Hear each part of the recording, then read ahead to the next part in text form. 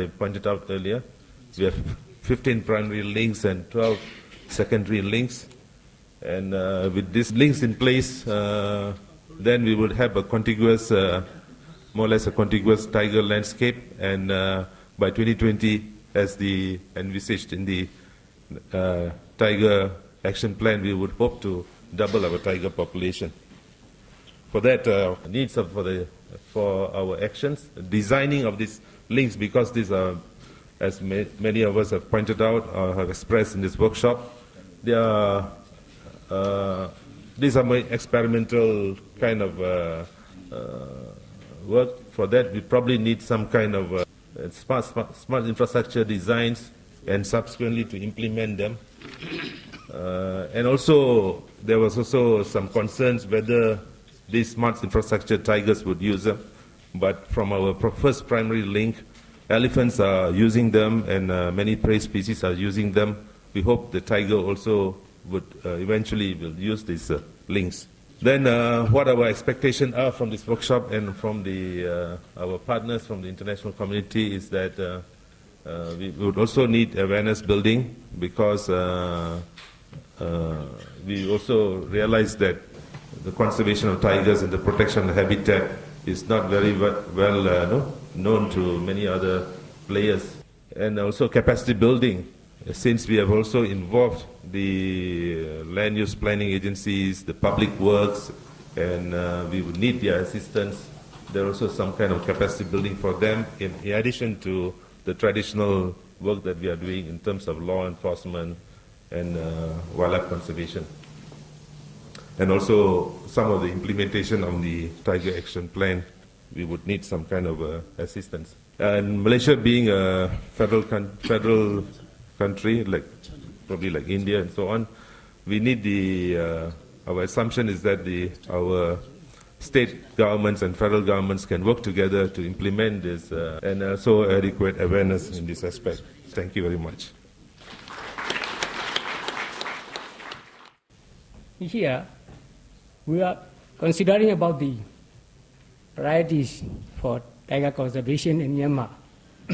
The first one is we have clarified the 3 actions for Myanmar.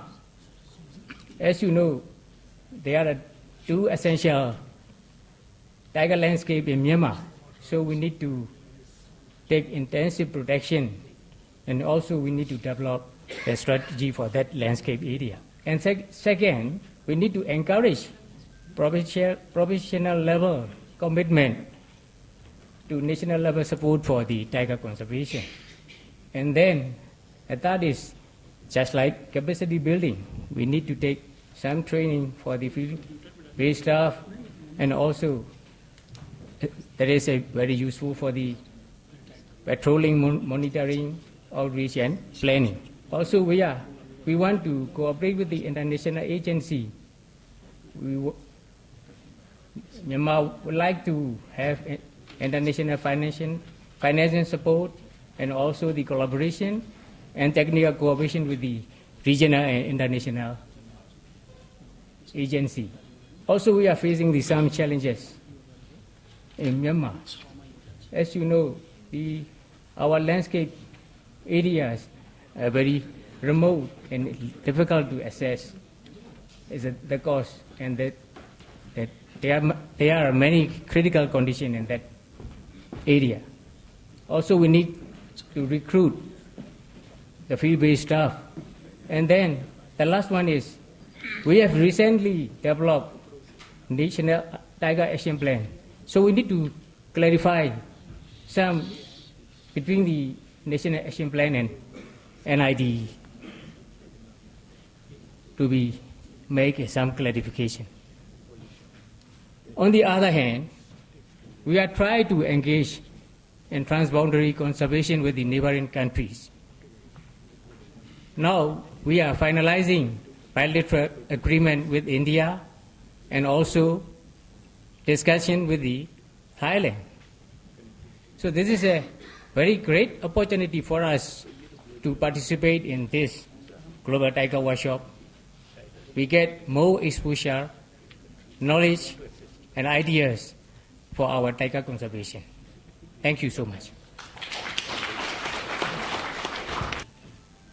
We have 3 points for game-changing actions. We want to provide tri-arc landscape as a conservation status. For this, we want to declare the whole tri-arc landscape as a protected area in near future. The Bardia National Park extension area, which will be doubled by area, now it is about 1,000 square kilometer. We want to double it, and that area comes under the tri-arc landscape. We want to see this Bardia National Park as a pilot program. If we can get support from the international agencies, the meta population which we have, the wild tigers in Bardia National Park, we can double it in 5 years. Now we have there 17 breeding adults in the Bardia National Park, the wild tigers. We can double it in 5 years or even triple if we can get support from international agencies. As it was already announced by our Right Honorable Prime Minister Madhav Kumar Nepal at the inaugural session, that we are going to establish National Tiger Conservation Authority at the central level. That will be from central to the field level. Under that authority, we will be establishing Wildlife Crime Control Bureau as well. So I think this will be the next game-changing action for Nepal in conserving the wild tiger.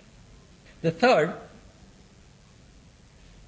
we want to adopt innovative science and technology. We are lacking in action-oriented researches that a manager needs. We want that type of research, and the researchers, and the fund and technology, so that we hope this forum would like to think about it to support in conserving the tigers, wild tigers in Nepal. These are the 3 game-changing actions that we need. Constance, we are having these transboundary meetings with both our neighboring countries, China and India. There are many gaps. We want to fulfill those gaps. We want to develop MOU with both the countries regarding the legal actions, handing over the poachers, etc. So this transboundary cooperation would play a vital role in controlling the illegal trade of tiger live or its body parts. The second constraint is institutional capacity. Our protection authority, the management authority, and the protection unit that we call the armies, we are still having the traditional system. We are following it. Hopefully, if there can be help of the new technology and new ideas and the trainings or capacity building of the people working there, would be a great help. And also, the local communities, we need the awareness programs to the local communities. Though we are doing it, but we need more. And hopefully teaching in the schools from the very beginning, from the primary to the high school, even in the colleges. If we can develop some sort of syllabus and focus them from the very beginning in conserving the tigers, would be a great help. That's why we need support in that field as well. Yes, I think it is a great, a big challenges, probably even in Nepal or neighboring countries, India, for example, the conflict resolution. We are having conflict because the tiger go out and they kill the human, they make the human casualties as well as livestock casualties. That's why we need a negotiated compensation program so that there will be a win-win situation if anything happens or any casualty happens. We hope there should not, but it happens because there are about 7-8 casualties every year, human casualties, and many more.